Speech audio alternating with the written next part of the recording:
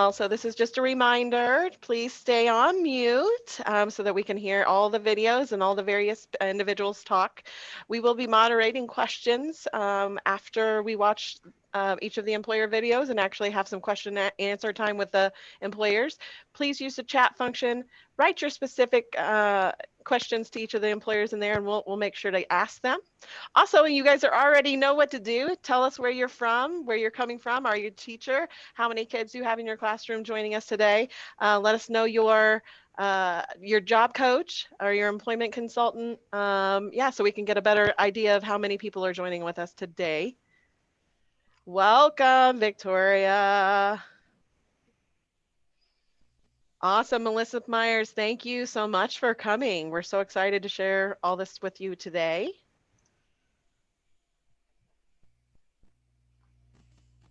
Welcome, Chris from Bloomington. Yay, Stone Belt's in the house. Oh, gotta love our pre-eds kids. Welcome, guys. Oh, wow. Looks like BNL has 12 students. That's awesome. Go Stars. Whoop, whoop. Yes, we got Bloomington South here with 5 students as well. Great. Please type in your name, teacher, so we know who you are as well. I know we're asking a lot of you guys. Brown County has 9 students. Awesome. We've got some awesome employers to share with you guys today. Self-employment opportunity, what it looks like to work in detailing, car detailing. Some of you guys might be super excited to hear about that. Upland Brewery, wonderful community partner, and One World Catering here. Lots of opportunities for employment pass through all these places. And coming up later, we also have Amy from Vocational Rehabilitation talking about different resources and some question and answer time with her as well. So everyone, please just remember to stay on mute so that we can hear everybody and we can hear the presentation. If you have any questions, please put them in the chat box. Share with us your name, where you coming from, who you work with. Yay, I'm glad everybody's made it today. We've got a great program today. All right, we're going to be starting approximately about 1:05. We got to give time for people to join us. And just a reminder, if you have questions, specific employment related questions that you would like to ask these employers today, this is your chance. Just type your questions in the chat and we'll make sure that we ask the employers all these different questions. Shout out to Mrs. Higgins in the class at BNL.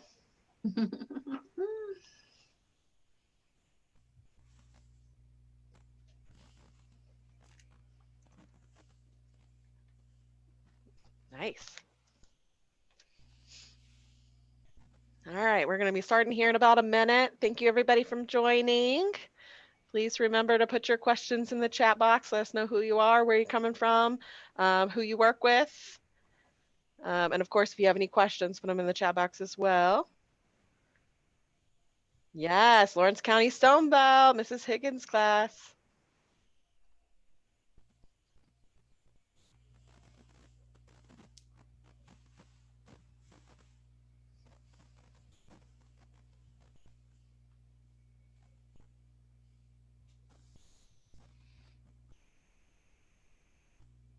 Absolutely. Everyone take a break if you need a break.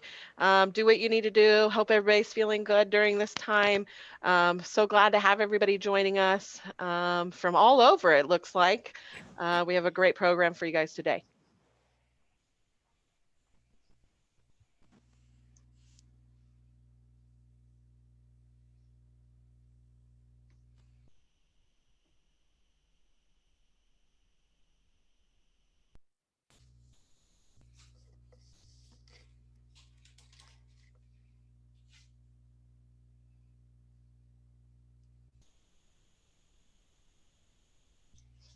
All right, we're getting ready to start here shortly. For those of you that just joined us, let us know your name and where you're coming from and who you're with. If you're a teacher, let us know what school you're from and how many students you have watching with you today.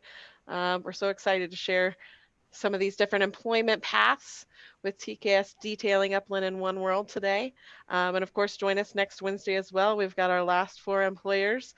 Still some good stuff to share with you guys. I'm going to give it just a couple minutes. We've got a couple people that are having a hard time logging on. So I'm going to give them a few minutes to get in before we get started. Yay, self-advocates of Monroe County. Yes, wonderful. Thanks for joining us.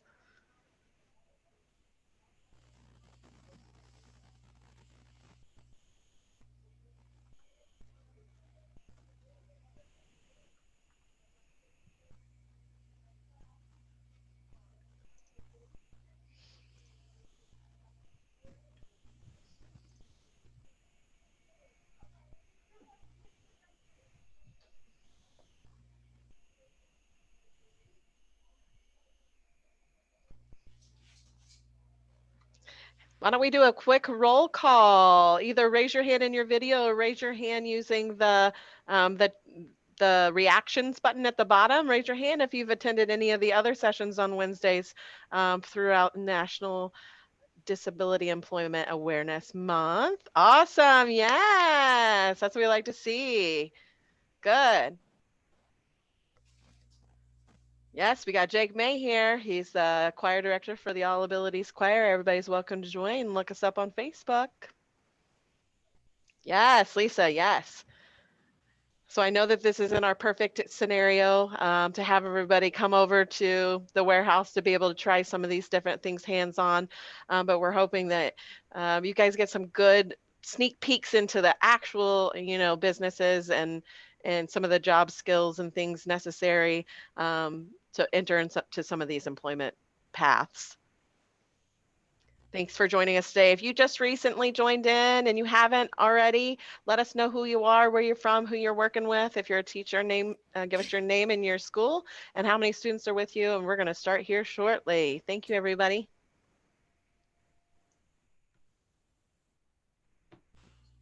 All right, we'll go ahead and get started. I know TKS is having a hard time logging on for whatever reason. The link's not working, so they might have to end up calling in.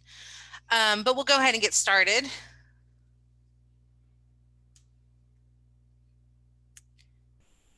So Job-A-Palooza got started because we were doing, Brandy and I both sit on the Monroe County Community Transition Council, and we were doing mock interviews twice a year. And so probably many of you have been to that or have been a part of that at some point in your life. And we just wanted to do more than just the mock interviews. We had businesses that would show up. And of course, this was limited just to Monroe County at the time. And so I went to a conference in Philadelphia couple years ago, and the Arc of Florida was there, and they were talking about this thing called Job-A-Palooza. And I thought that is really cool. So came back, talked to Brandy about it, and we decided to make a community effort and reach as many people as we could to do this Job-A-Palooza. And it's really about having individuals experience different jobs and different job settings and figuring out what you may like and what you may not like. And the purpose of that is to kind of speed up that employment process and that employment seeking process. Until you try different things, you don't know whether or not you like them.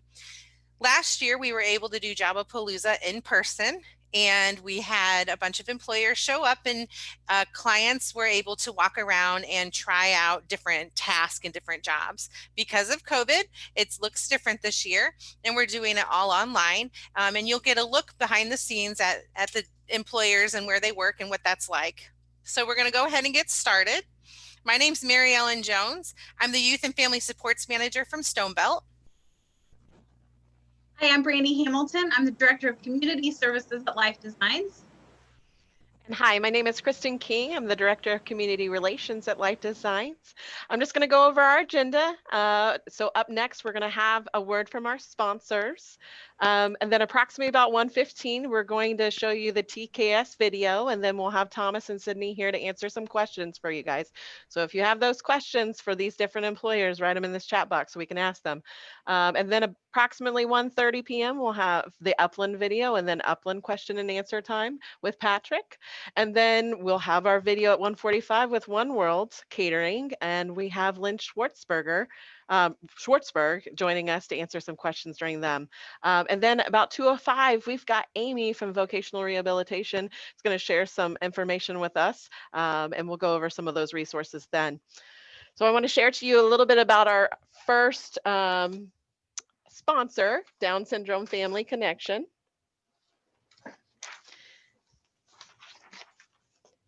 So Down Syndrome Family Connection is all about making sure that people with Down syndrome are included. And so this is a video about how they believe that it's so important for everyone to find their employment paths. Enjoy.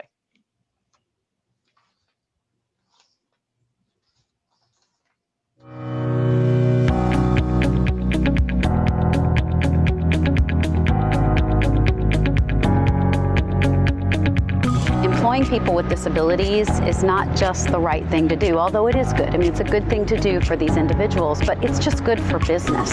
They're on time, they're passionate, they're hardworking, they elevate their coworkers and develop and create a morale that's positive and helpful, and it really is just beneficial for everyone, for the employer and the employee.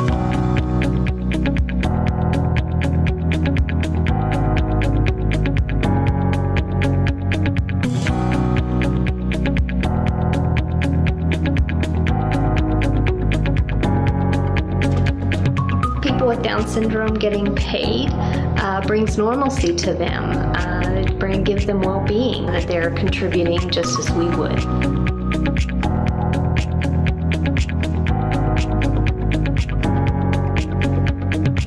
She helps the teachers a lot, especially by filing graded papers and some of the work the students have done. I think she's also a huge help to the students, just with her personality, just with her being here, and them seeing what she is able to add to our building and to the students and people here.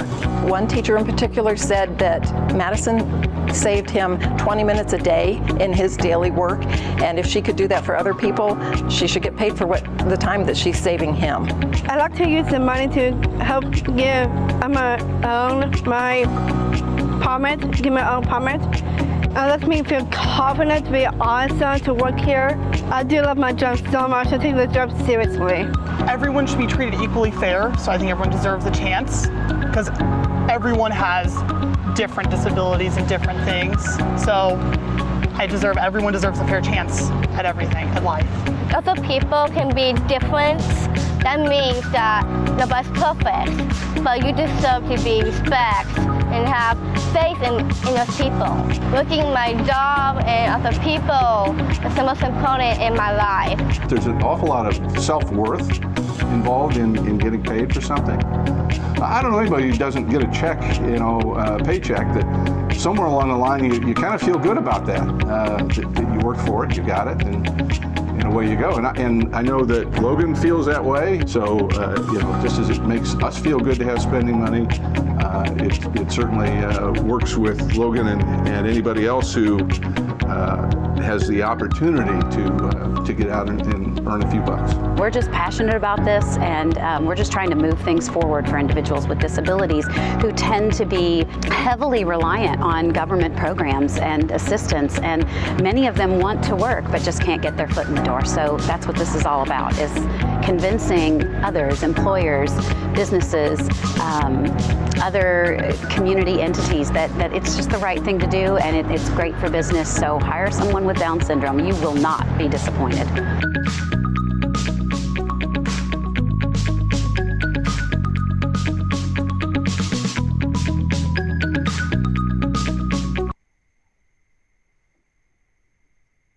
Okay, next up is Work to Include, which is another one of our sponsors. They've sponsored Job-A-Palooza this year and last year. Work to Include Coalition was formed to push the Employment First law forward. Employment First states that employment and integrated wages are the first and preferred outcome for all individuals with disabilities. Work to Include has partnered with Job-A-Palooza to insist in educating employers about the benefits of an inclusive work environment. Work to Include has provided all employers that are part of Job-A-Palooza this year with a toolkit full of resources.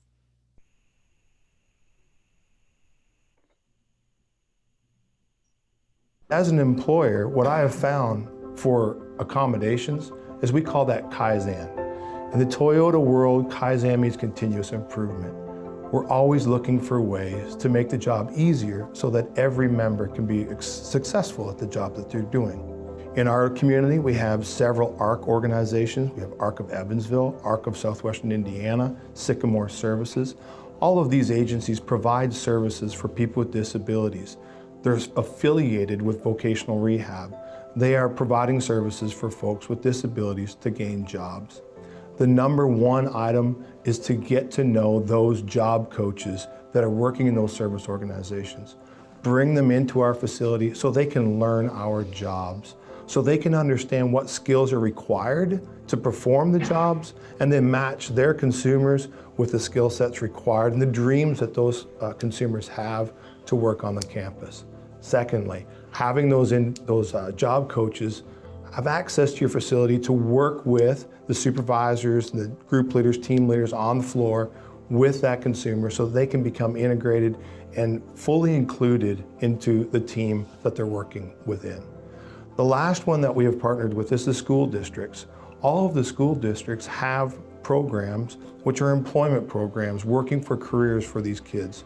Whether they have IEPs or special education programs, we've partnered with school districts in our region to provide manufacturing training so that these students have an exposure to manufacturing and they're able to join our workforce and not come in blind with no understanding of what's required to work there.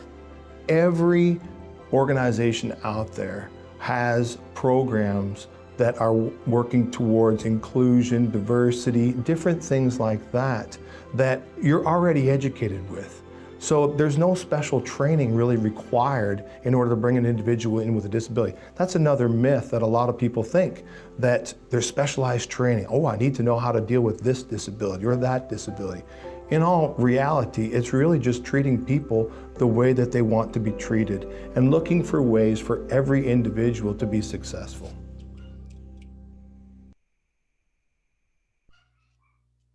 All right. Now we're getting to the meat of the programming and why we're here. We're going to start off with TKS Detailing. Enjoy this little video about their business, and then we'll have a Q&A session afterwards. So if you have some questions that you're thinking of during the video, feel free to put them in the chat. All questions should be entered in the chat, and then Kristen will be moderating those afterwards. So enjoy.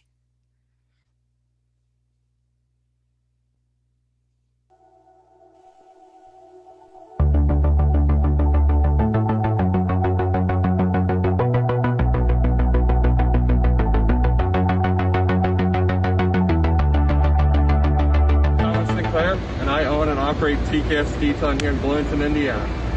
How did you get into this line of work? I got into this line of work just from when I bought my car when I was 16 years old. I went to Walmart, I got a bucket and some soap, and from there I kept my car clean, and then I realized one day that you can make a living off it. So since then, I've been growing a mobile detailing business for about 3 to 4 years. What is your favorite part about this job? My favorite part is definitely the before and after. A lot of customers don't realize that, number one, you can get your car detailed, and then number two, that just having a friendly budget, you can really, add a lot of value to your car with having it detailed. What's something that you don't really like about your job? Something I don't like is just the heat. When it's 90 degrees and humid in Indiana, it can be hard. Other than that, just pushing through and hydrating. So do you work in all seasons, in the summer when it's really hot and in the winter when it's really cold? Yeah, I work in both seasons, from spring to fall to summer and winter, just adjusting accordingly when it's cold out. Obviously not using, when it's below freezing, just being smart. And then in the summertime, making sure that a lot of the panels aren't hot, that they're cool, and just being smart either way.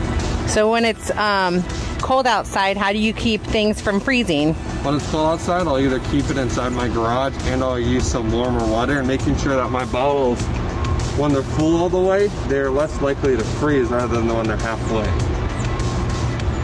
Do you have any advice for somebody who wants to start their own business? Something that I would just recommend is just to, don't ever doubt yourself. Always make sure that you have a plan, and just make sure that you're continually just to keep pushing through anything from, you know, day one to starting, or, you know, 5 to 10 years, just keep pushing through everything.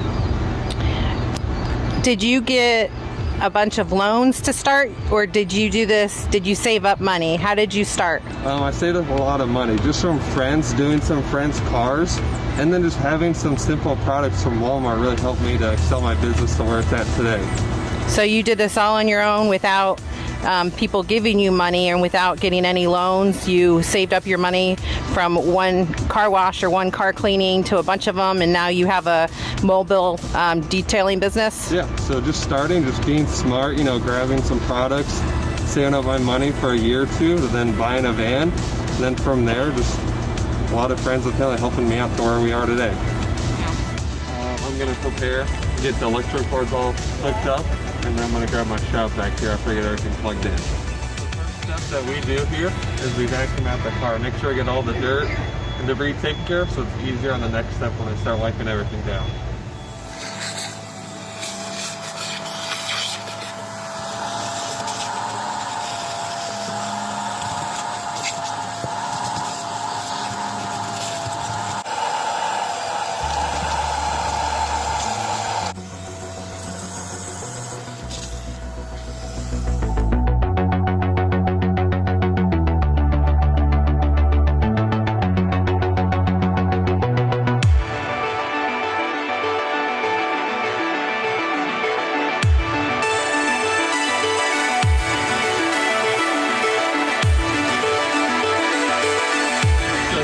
Have our Eco Waterless Wash.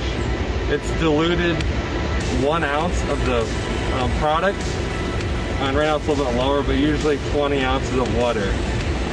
So we're going to pump it up here. What this is going to do is, rather than using a hose or a power washer, we're just going to use this, and we're going to spray it on, and it's already pretty, you know, sudsy, so it's going to help pull off a lot of the product. So you can see here, it's already pretty sudsy, and it's a little bit of product. And so that's gonna pull off a lot of the grime, and it's gonna help make it easier. So when I grab my sponge here, with that, it's not gonna scratch the paint. So I'll grab my sponge here, we'll wring it out some. And this is already pretty sudsy too. You want a lot of lubrication when you're cleaning your car so it doesn't scratch it. And then we'll start from the top here and work our way down, because the bottom part right here, this is the dirtiest part of the car rather than the top. So start right here and work our way down. We're just going back and forth. We're not going to go in circular motion, because that's what would cause a lot of scratches. And then, like I said, we have another side. We can flip it off. And then from there, we're going to grab our waffle leaf towel here, and we're just going to dry it off.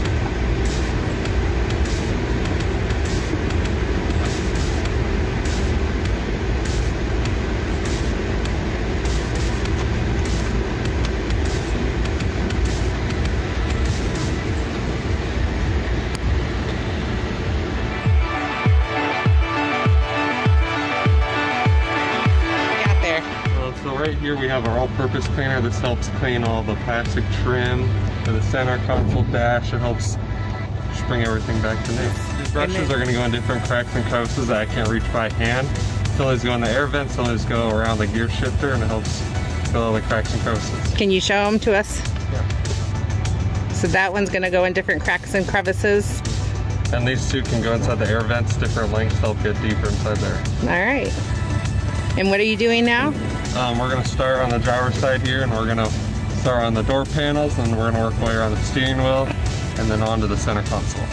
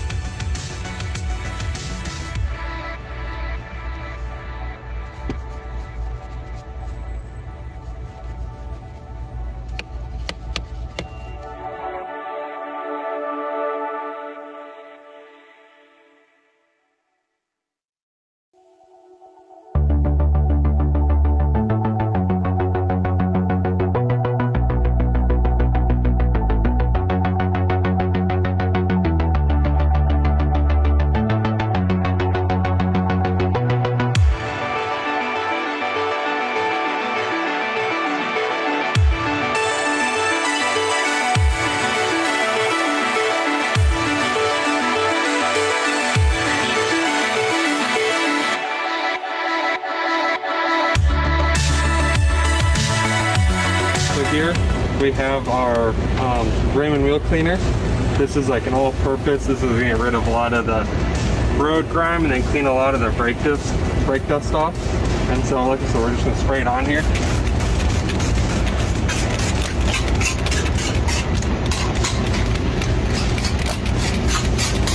And then we're just gonna let it sit here. Now that's working on the rims. We're gonna grab our brush in. This is gonna help clean a lot of the tires.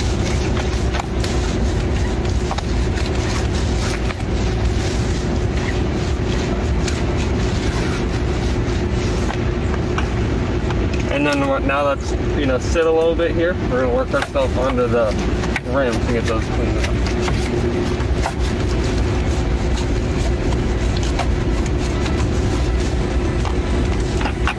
And then from there,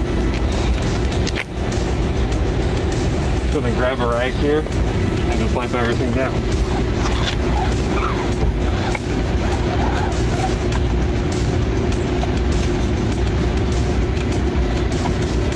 So it doesn't need rinsed off. It does. This is a waterless wash. Just everything is already diluted pretty high and it's eco-friendly. From there, we'll just let it dry.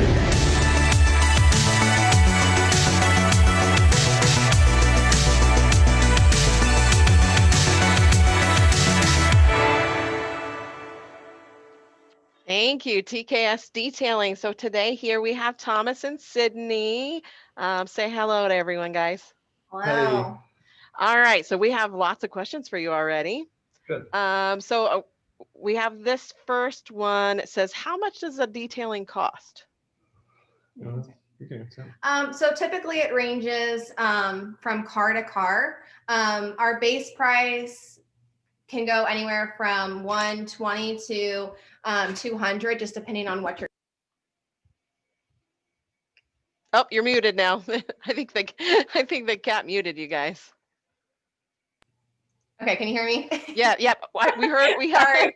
No, it's okay. We're all very entertained by the cat now. So you were saying 120 to, and then you cut to about 150, 200, depending on what all you're getting.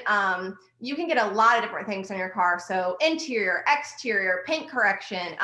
So that means different pricing for different things. Sure. So another specific question is, do you have alternative cleaning supplies for customers with allergies to certain chemicals, scents, etc.?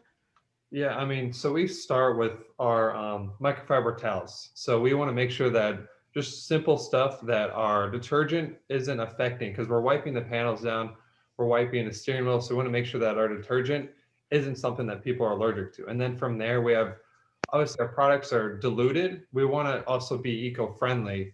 And from there, we're able to, use less chemicals and more water that helps with just people that are allergic. And we usually want to make sure that we're, our customers come first. Yes. And if it's cold, does your policy allow you to crank on the customer's heat? Yeah. I mean, from there, depending upon their car, we try not to run our customers' cars, but we have our steamer that helps. Just if it gets colder out, we're using less product and more steam, because with our steamer, it heats up to 150, 200 degrees. That helps kill bacteria, kill germs, and it's also environmental friendly. Mm-hmm. And what's the average time it takes you to fully detail a standard, say, four-door car? Average, depending upon the condition, it can take an hour to 3 hours. So typically it runs about 2 hours that it takes. Okay. And I know that when I was helping make the video, it's mobile detailing. So we had a question. Do you go to your clients' houses to do this? We do. Yeah. We go to our clients' homes, and we also will go to businesses. Typically we ask for electric and water, but we are kind of rearranging things in our van, and we did get a generator, and we're starting to get things where they don't have to have those things. And a lot of times we will go up to their businesses and just do it there for them too. Awesome.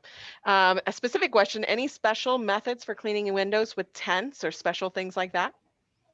So with that, we always recommend to have 2 microfiber towels, because windows, they can get a lot of grime from being in there. So we recommend to have 2 microfiber towels. You can really use any window cleaner. You could use Windex, you could use some other automotive window cleaners, and you just want to spray it on. Use the first one to wipe off all the grime. The second one will help with that streak-free clean. Awesome. All right. So a couple more questions so we can stay on time. So we had a question from an employment consultant asking, are you a one-person crew or do you hire employees yourself? Right now it's just us two. So this year has been a little bit difficult with the pandemic, but as we're growing, we're about 2-3 years in. So it's just us right now, and then in the future we're going to look to hire here. Awesome. All right, keep them on the list, guys. And then, what does the pay look like? If you could share, I know that you're self-employment, but what could somebody expect if they were to get into something like this? Pay, it varies from city, from New York to Tennessee and or California. Pay, and it really just depends the area. Well, and I think when you're starting your own business, a lot of that isn't going to go into your pocket. Yeah. So when you start a business, so like I just recently started with him full time. I was working a full-time job, and then I went down to part-time, and then I came on full-time because our money allowed us to do that. But initially, when you start a business, you're probably not going to pocket any of that money. It's going to go to your products. It's going to go to, anything that you have to maintenance for your company. And I mean, it's taken us about 3 years to be able to like pocket some of that money before we put it all into bills and products. So. Okay, so I have a question about what methods have you done differently during the pandemic? How's that changed things for you guys? Method is obviously wearing our mask, when we're in front of customers, wearing gloves, making sure that we're also just between appointments sanitizing our hands anywhere. And then from there, we're using, just different products that help kill a lot more bacteria, but that also aren't harmful to the customer and or that would ruin the cars, panels, plastics, and stuff like that.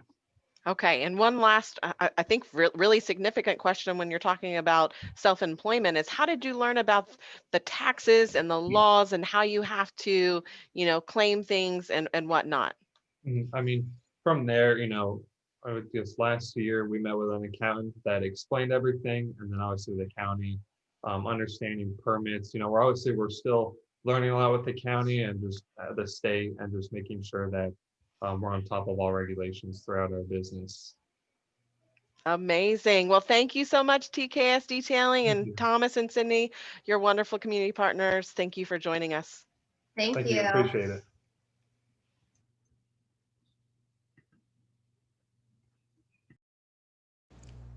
Next up, we have Upland. So enjoy this video from Upland. And again, if you have questions, put them in the chat box and we will get to them right afterwards.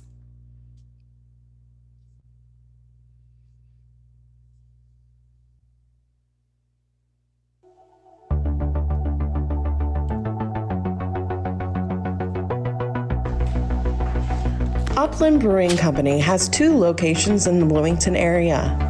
Some of the jobs that they hire for are cleaning, preparing food, packaging, boxing, serving, busing, and more. Hi there. I'm going to show you how to fold a cardboard tray for beer. So what we do is fold these tabs down along the creases and then fold the sides in and then fold the top over. Put the tabs inside the slots there, and then do the same thing on the other side. Tabs in, fold over, and it's done. Then what we're going to do is fill a 12-pack. So we have a 12-pack box. We just slide it open like that. This side is the top, and we put beers in with the lid part towards the top. So do that until the box is full.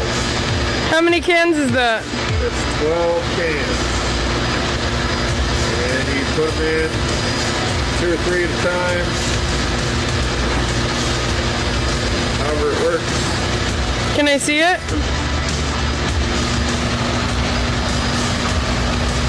And then to fold up this box, you fold flaps over, tuck this flap in, and then tuck these little tabs in here, and it goes into the tray. And we'll do it again with the remaining 12 cans.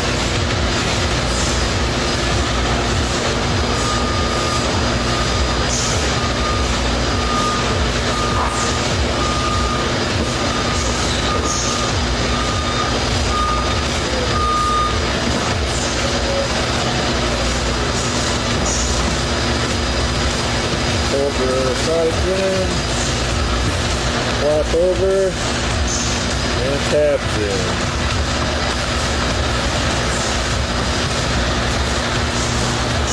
And now we got a full case of 12-packs. Thanks, Joe. This is the bottling line. The bottles go down through here.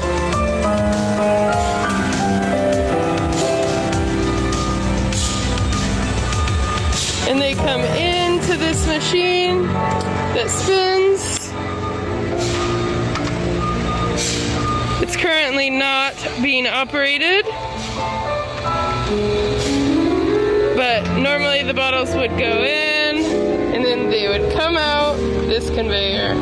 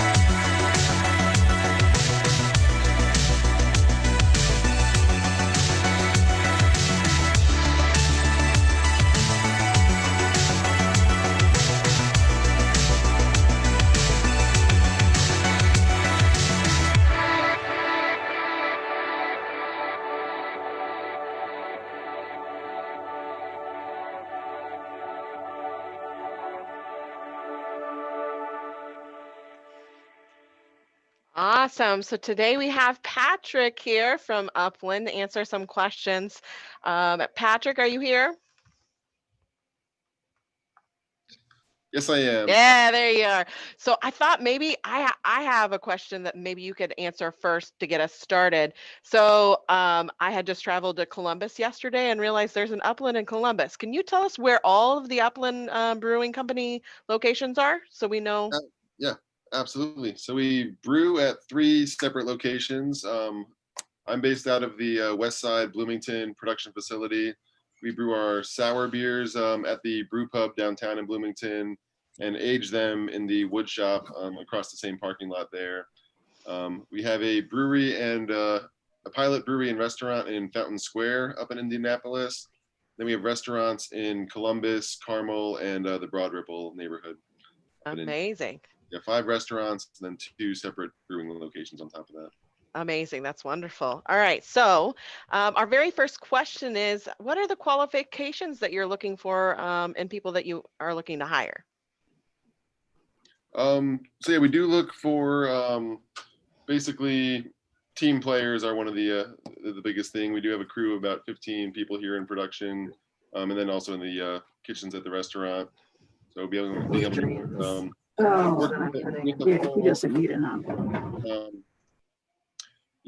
yeah, being able to Joe showed some of the key tasks there, making trays, stacking trays, and then putting beer into trays.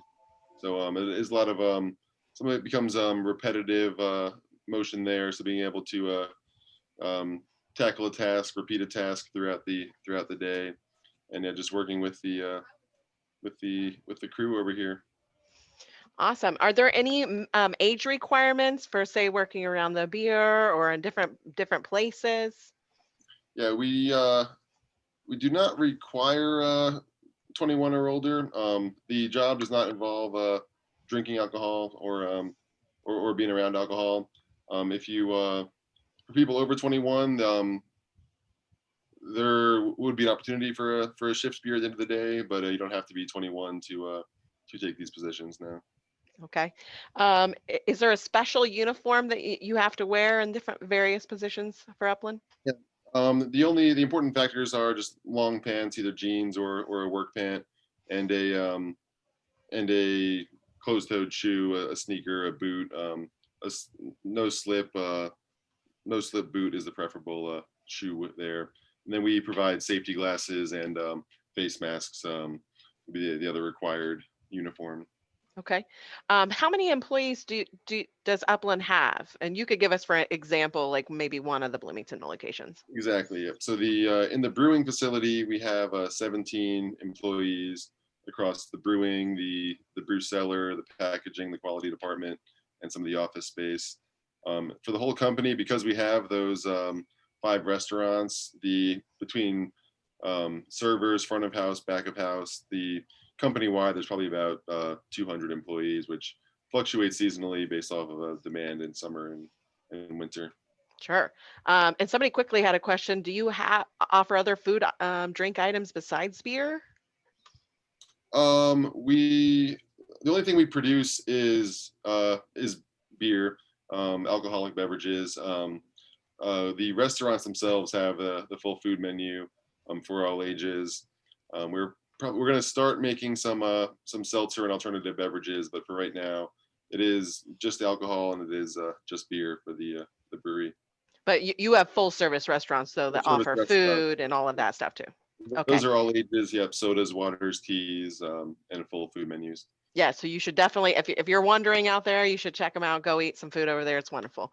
How fast paced is the conveyors that people work with? Yep. So Brienne showed the bottling line in the video. We also have a can line which we use more frequently these days, and that'll run. You'll have about 100 cans coming through per every minute, which sounds fast, but they by the time they get to the end of the line, they're already in their 6-pack. So there's a 6-pack coming off the line every couple seconds that you would move from the conveyor belt to a case, but it's nothing too crazy coming out of there. Yeah, and how has business been during this pandemic? It's been a crazy year. I've been with Upland for 8 years now, and I've never seen anything like this. Back in March, when because we have 5 restaurants, we do a lot of our business pouring draft beer at restaurants and bars and restaurants, and particularly our own. So when those shut down, we had to kind of both reevaluate our business model and also our immediate and long-term needs here. So we pivoted everything basically from draft beer to cans and bottles. So we had some moments of and we basically drastically cut production back in March of how much we were planning to produce, as we kind of were really waiting to see how the market would reply. And after that, we had our probably busiest summer ever, both variety packs, beers, grocery stores and liquor stores. The beer industry stayed really busy throughout the summer. But most importantly, the reactions were basically how we're going to keep our employees and our staff and our customers safe also. So enacting different policies for wearing masks, for temperature checks, for distancing, for canceling some in-person meetings. The restaurant pivoted its whole model to do more deliveries and pickup versus dine-in seating. And even now we're still distance on our restaurants. Our patio, we expanded and then distance the tables more to give more distance. So it's been a crazy year, both reacting to what our production needs are and most importantly, what our safety needs are. Okay. All right. We have 2 more questions for the sake of time to stay on our timeline. How do people apply, and is there a difference in the ways to apply, or the things that you're looking for say working in the back of the house, front of the house, maybe working in the restaurant versus bottling, canning, and things like that? Yeah, I can speak more for the bottling, canning. I know we have had a few of our more recent packaging hires come through the project search program through Stone Belt. So we've had a very strong relationship with them, where we've had project search interns come through, and on a rotational basis, they kind of learn some of the things we do here, how we do them, and we've been able to hire a few of those interns full time on our packaging line. We actually have 2 former project search interns on our full-time team right now in packaging. So that's been a great way to meet prospective employees and give them some experience in production. But yeah, in terms of the hiring process, we are typically looking for both. I know back of house, dishwashing, kitchen in the restaurant. There's always some job postings for that on the Upland website.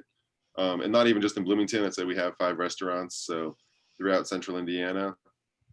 And then for the packaging crew, the project search internship program has been a great resource for us, and also just we have some job postings listed there whenever they come up. Awesome. And just one last question. We had a question from someone asking, are there any salaried positions for Upland Brewing? If not, what other ways do you pay your employees? So yeah, we do have a mix of salary and hourly, split between most of the brewers, the quality department, and some of the management positions would all be salary. And then a lot of the production is the packaging staff. Some of the assistant brewer roles are hourly. So we have a mix of both split throughout the brewery. Amazing. Thank you so much, Patrick and Upland Brewery. We appreciate your support and believing in inclusion like we do. Thank you so much. Absolutely. Yeah, we always, Stone Belt and Project Search have been great partners for us. And yeah, we're happy to keep that relationship going.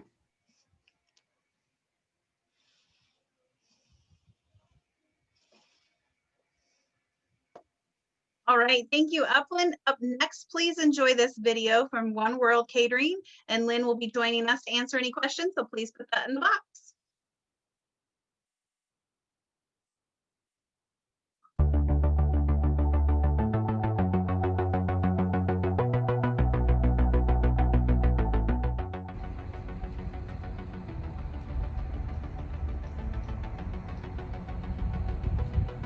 My name is Lynn Schwartzberg, and I'm the General Manager of One World Catering and One World at Woolery Mill. We offer lots of different jobs for various skill levels. We polish flatware, we roll flatware and napkins, we fold napkins, all kinds of table setting tasks, prepping basically for big fancy events here in the building.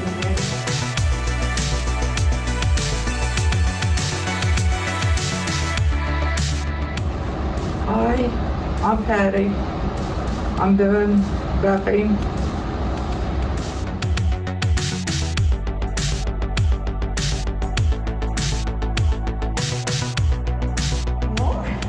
everybody's super friendly and super nice. Building is beautiful, if you haven't noticed, so we all really love working here.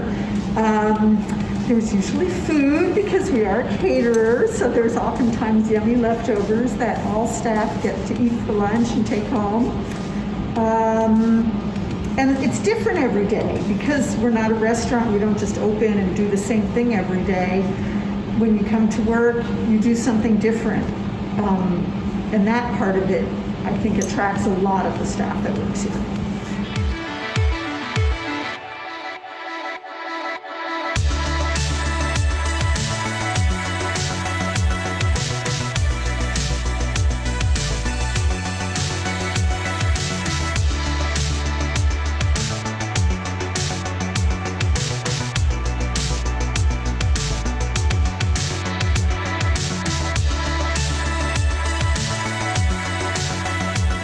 Okay, my name is Sophie He, and my job is operation coordinator here, and I basically just deal with all the events, like the details, prepare for equipment, so that people can get out on time and then have everything prepared.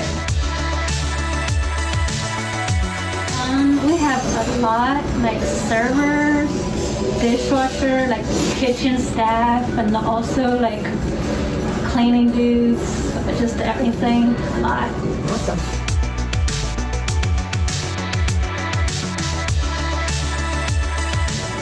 So the best for me is just you have your own choice to like set up your schedule. So like whenever you're free, you can come to work, and then you're not, you don't have to be here. And yeah, free food, a lot of good food, and people are very nice here.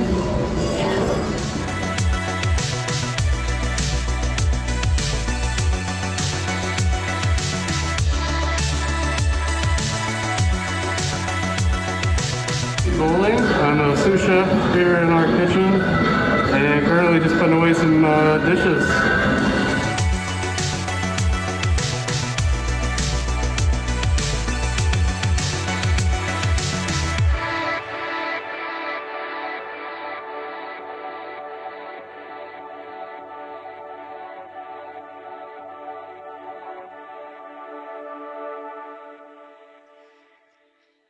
Wonderful. We have Lynn joining us from One World Catering. Welcome, Lynn. So our first question to you, you got to unmute yourself. Our first question to you is, how many employees do you have at the Woolery Mill right now? Gosh. That's a tough question right now because we're in a mid-COVID life. So we have had over 50 staff. Right now, we probably have about 30. Obviously, not everybody works every day. We wish they did. I hear you. So Katie wants to know, do you have any vegan food? Of course. We have gluten-free, we have vegan gluten-free, we have dairy-free, we have things without pepper. It's an amazing world we live in, and everybody has particular foods that they eat or they don't eat. And because we're a caterer and because all of our food is made from scratch, we can accommodate everything we have ever been faced with. Sure. So that is not a challenge at all. We've done full vegan menus from appetizers through dessert. We've done weddings that were strictly vegan, no problem, and the food is great. Wonderful. So somebody was asking, so when you get hired there, I know we saw Patty in the video buffing the silverware. Do you get assigned a job and specifically stick with that one job, or are you expected to do multiple jobs? Well, we hire specific positions. We have an executive chef, and he hires his kitchen staff based on skill level. We have kind of a team leader who runs all of the event staff. So if you're hired for event staff, you could do a served meal, you could do a buffet meal. So there's different work within a job category. We hired Patty to work during the day, and we do a lot of what we call behind the scenes type of work, folding napkins for big events, rolling silverware, polishing silverware. And just as a point of reference, Patty polishes silverware better than anybody who works in the building, and she's twice as fast and more efficient. So She's a rock star. Wonderful. Love it. We love it. So we have a question about benefits. What kind of yes. benefits do you offer from One World Catering, such as insurance, time off, or that kind of stuff? Full-time jobs, full-time positions here get 2 weeks paid vacation, access to company health insurance. All employees get discounts at all One World companies. We're part of the Jeff Meese and Lenny Bush world of Bloomington greatness. That includes Pizza X, Lenny's, Hive, Bloomington Brewing Company, and of course us at One World Catering and One World at Woolery Mill. We also give an annual bonus to every single employee, which equals a week of their average pay, and that's on their work anniversary every year. And of course, here at One World Catering, each company's a little bit different. If there's leftover food from a big fancy wedding on Saturday night and we happen to eat filet mignon for lunch, well, so be it. So those are unwritten benefits. Yes, wonderful. So Sam is asking us, is there a bus stop nearby that comes near the Woolery Mill? That's the biggest problem. And we would love for Bloomington Transit to expand their service area a little bit. This part of Bloomington is growing and it's growing faster than the infrastructure. But the closest bus stop that I know of is at Rockport and Rogers, which is not really close. It's a mile. And we've had employees that have used it.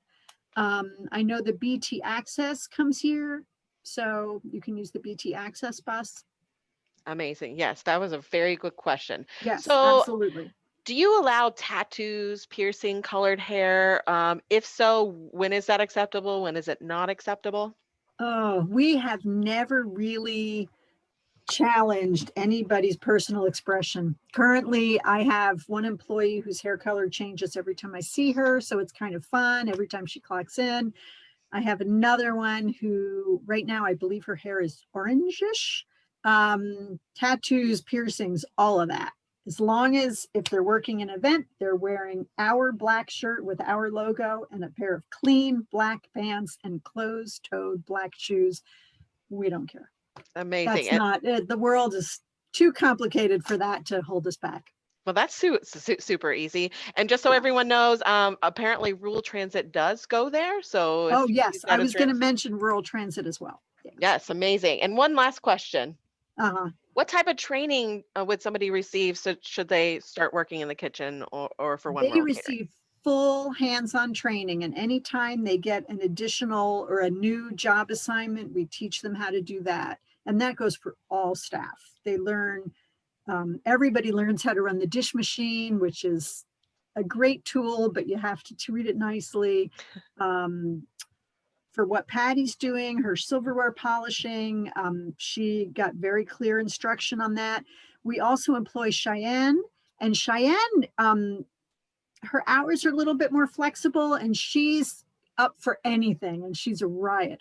And this past week, she helped us pack 440 meals for the big Stone Belt celebration.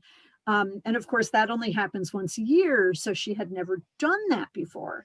But piece of cake, she had it down in 5 seconds and just killed it. And it was fun because it was a bunch of people putting together these meals because 440 is a lot. So, yes, it is. So obviously you touched on a little bit of the opportunity to show off your skills and grow and be able to learn new skills. We love that. Yes. Oh yeah. Amazing. Well, thank you. We'll grow anyone to where they're interested in. Absolutely. Amazing. Thank you, Lynn. Thank you, One World Catering. Jeff, our pleasure. All of you guys, you were wonderful community partners. Great. Thank you so much. Uh-huh.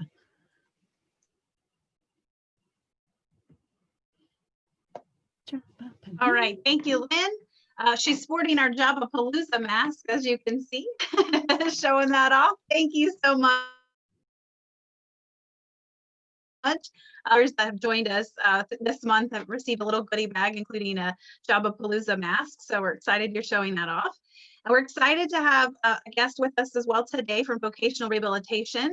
Amy Killey is joining us, and she's going to talk a little bit about vocational rehabilitation. So Amy, are you there with us? I am here. Oh, there you are. Hi, Amy. Hi. It's great to be here today. So I'll start off with introducing myself, and then if I'm able, I do have a few slides, so I'll try to show those and just give some basic information about Voc Rehab. So I am an itinerant VR counselor with vocational rehabilitation. I'm in Region 4. So Region 4 includes 2 offices in Columbus, our Bloomington office and our Terre Haute office. So what I'm going to do is just see if I can, I'm going to shut off my video here as I try to get my slideshow up, but just kind of run through the basics of Voc Rehab. Some of you may already know about Voc Rehab, but just kind of want to go over that and then let you know what the referral process is, a little bit about the pre-ETS program if anyone's not familiar with that. And then as we move past referral, just a little bit about applications. So I want everybody to kind of know how things get started and what that application meeting would look like.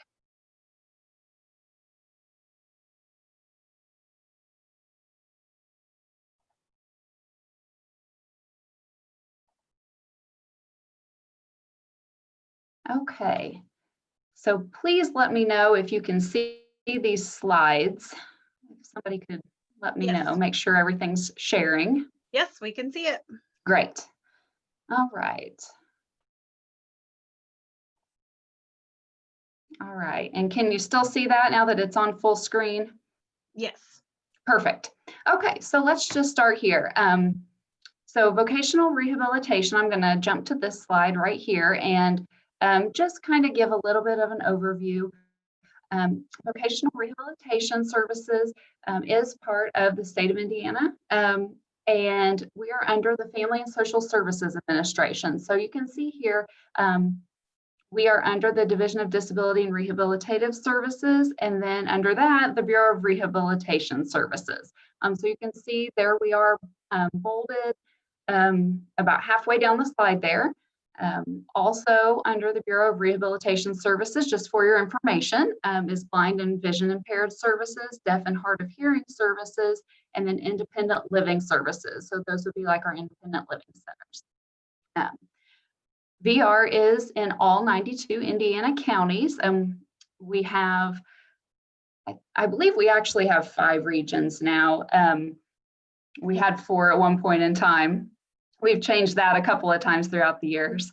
And there is a website there for our area directory. I will have some information at the end of this presentation with local information as well, if anybody needs the phone number or address of the offices.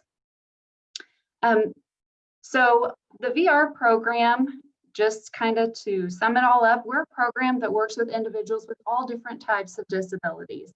And our goal is to assist individuals with achieving employment goals. So everything we do is geared toward employment. Our employment goals are definitely based on individuals' unique interests, their strengths and priorities. So as a participant in VR, you will absolutely have a say in what type of work you do. So you can see here, we focus on different aspects of employment. So preparing for employment, we assist with various types of training programs, job skill development. We help with obtaining employment. So we help with the job search.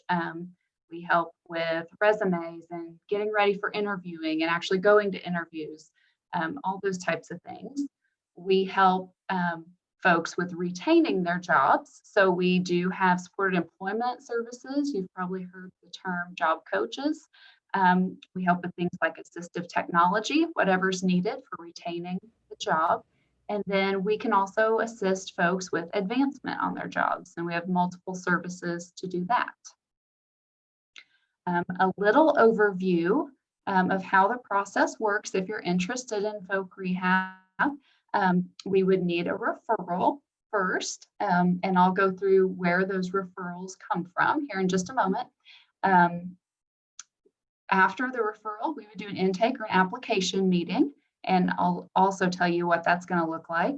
From there, we determine eligibility for our program, and once individuals are eligible, we work through developing a plan, implementing services, and then eventually helping individuals achieve their goals. So that would mean their employment outcome. So referrals here, referral sources are lots of different places. So we can get referrals from pretty much anywhere.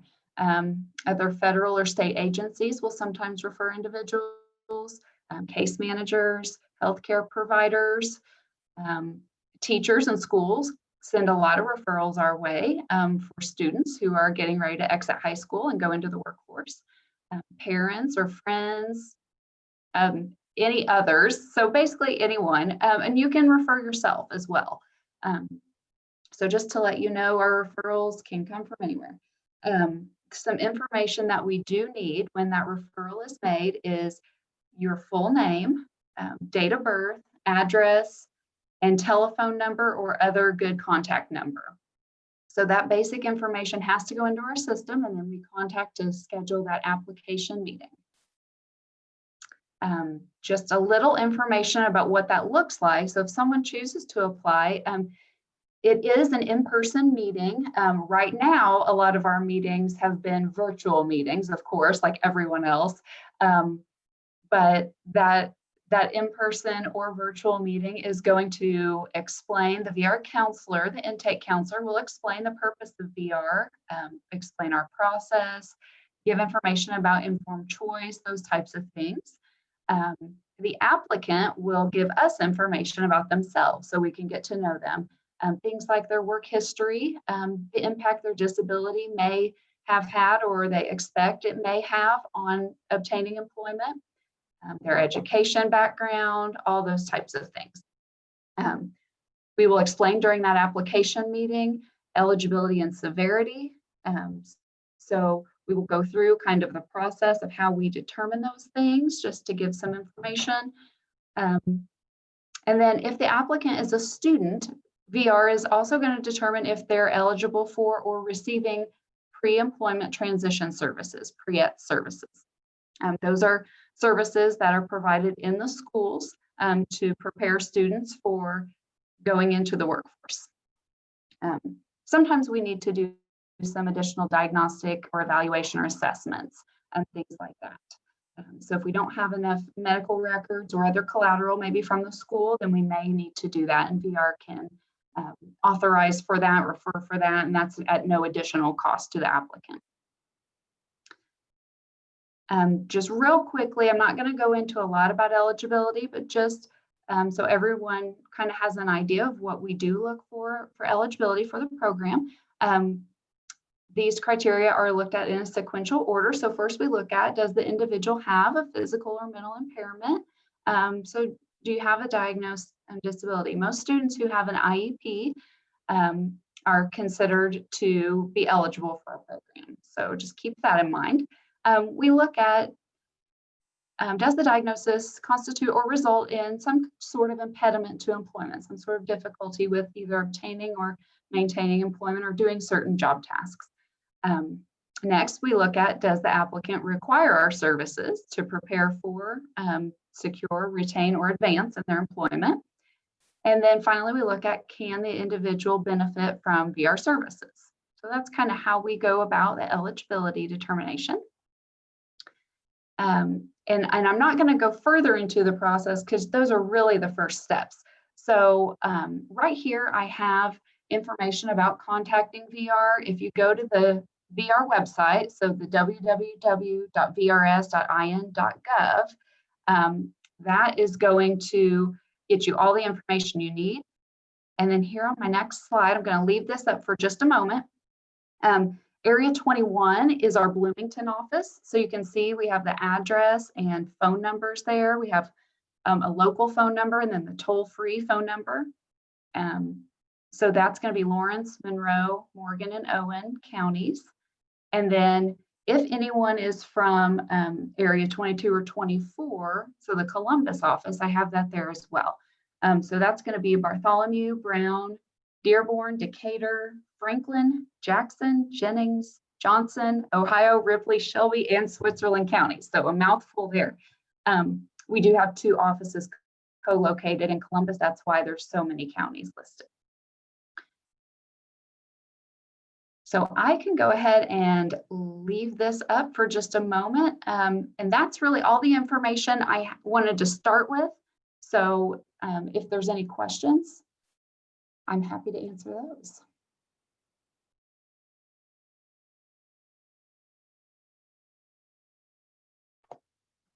All right, so we did have in the chat box, because we are saving the chat box just so we have that information. So we did type in there the www.brs.in.gov website. So if anybody needs that, that is in the chat box. Does anyone else have any other questions for Amy regarding vocational rehabilitation services, application process? We're just waiting for anybody that wants to type that in there to the box. Okay, sure. And if you're not able to and you want to ask that question, now is the time to do that.